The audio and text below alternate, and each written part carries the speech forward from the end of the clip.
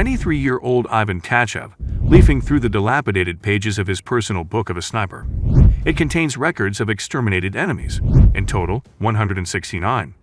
However, every time on Victory Day, Ivan Tkachev recalls not those whom he took life, but to whom he gave it. A German sniper girl with long hair and tall and awkward soldier Willie. Today we will talk about the sniper Ivan Tkachev. We remembered not whom he killed during this monstrous war of extermination, but not 2 lives that he saved. Ivan Tkachev went to the front in 1941. During his school years, he was carried away by the movement of Voroshilov riflemen and became a first experience in handling weapons. But at the front, he did not immediately take up a sniper rifle, and the first year he served in intelligence. Once I had the opportunity to show my skill and accuracy, and once from 800 meters I hit from a rifle of a German who was brazenly pacing on the front line, said Ivan Tkachev. The division commander told me, "You should be a sniper." After that I was handed a rifle with a telescopic sight and a book of a sniper. It was difficult too. After all, if you are a sniper, everyone hunts you. If the mortarman or the machine gunner will notice you, they start fiercely fire. If enemy captures sniper best case, they killed him immediately. Our command adored and cherished snipers, but the enemies hated us so fiercely and tried to destroy us. It was difficult for a Soviet sniper to escape, unlike a German one. The telescopic sight from a German rifle was easily dropped, so a captured fascist sniper could pretend to be an ordinary soldier and thereby save his own life. But the sights on the Mosin rifle, which was in service with our snipers, were fastened tightly. A soldier captured with such weapons had no chance of surviving. They did not take snipers prisoner, said Ivan Tkachev. The ability to shoot accurately is only half the battle. But the ability to choose a position, disguise, wait and think, constantly improve. These are the factors that played a major role in resolving the issue. You will die or survive. We went on assignments in pairs, a shooter and an observer. The latter covered and confirmed each enemy killed by a colleague with a personal signature in a sniper book. Only Germans shot during the mission were counted. The Nazis who fell from a shooter's bullet in battle were not counted. 10 times Ivan Tkachev miraculously remained alive in sniper duels. An enemy bullet only broke the sight of his rifle. Having pulled the trigger immediately in a split second, dived his head under the sight. But still, one of the enemy's bullets left a mark on his right cheek. In the hunt of experienced snipers against each other, everything was decided by the moments. There was no time for sentimentality in the war, although, as the veteran admitted, he twice violated the main law of war: kill or be killed. We went out on a mission, lie down, watch, I looked, an enemy sniper. Aim and see long hair. Girl, it was a pity, I did not want to shoot. Then I see she took the rifle in her hands. What to do? I took aim and shot her in the arm. After that, she was sent to the hospital. She did not take the rifle in her hands anymore. According to Ivan Tkachev, later in the German frontline newspaper, they saw a photo of this girl with a bandaged hand, and in the article they wrote that a Soviet sniper fell in love with a German. After this incident, the Sergeant Kachev was summoned for a conversation by NKVD officers.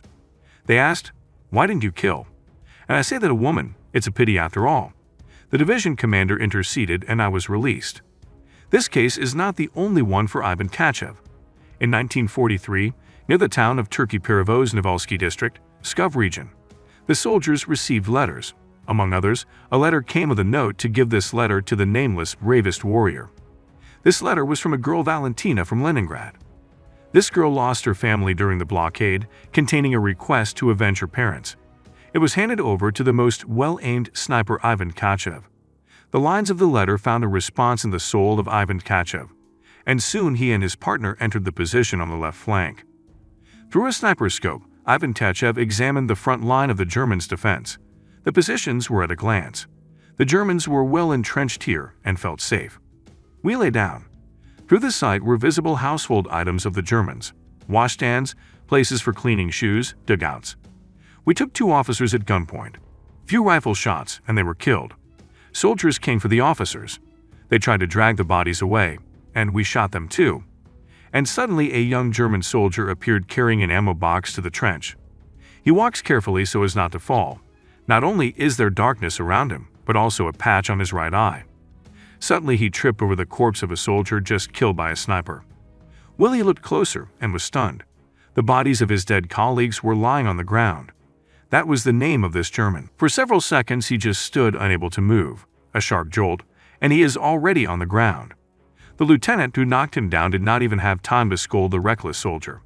Shot, and he fell, struck by the first bullet of a Soviet sniper. The young man closed his eyes, as if preparing to catch the second bullet. However, there was no shot. Then he often recalled that autumn evening and could not understand why he survived. He accidentally received the answer to this question 9 years later in Moscow. My partner shot the officer and at the soldier. Remember Ivan Tkachev? I could still very clearly distinguish, through the optics, both his eyes and the scar on his cheek, but I could no longer see the markings on the scope. Doctors floated, let him live, I thought, and removed my finger from the trigger. In 1944, going out on another hunt, he found himself under powerful shelling of the advancing German units. Wounded and shell-shocked, he was pulled from the battlefield by the foreman of the medical service, Ilya Fedotov. After the hospital, he wanted to pick up a sniper rifle again and return to his company. But the command had their own plans for him. So, until the end of the war, Ivan Tkachev served as the commander of an anti-tank gun crew and hit Nazi tanks like a sniper. Ivan Tkachev met the end of the war in Courland, western part of Latvia.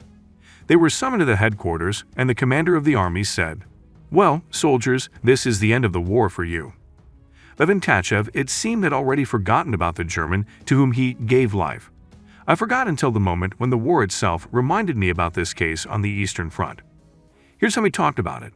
In 1952, we met with frontline comrade Kolya Popov and ended up at an exhibition of the GDR in Gorky Park.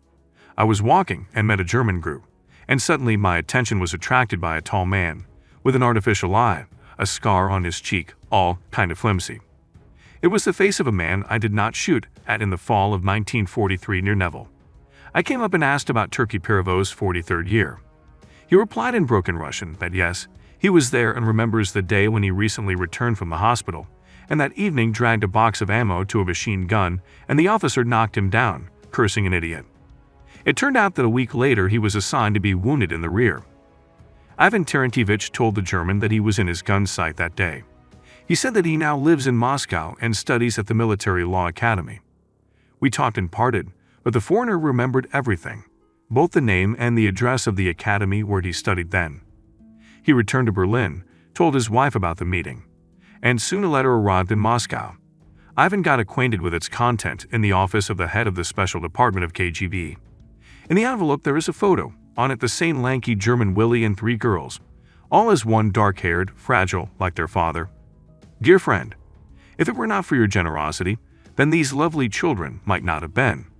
Come visit, we are looking forward to it. Ivan Tkachev never saw either the letter or the photo.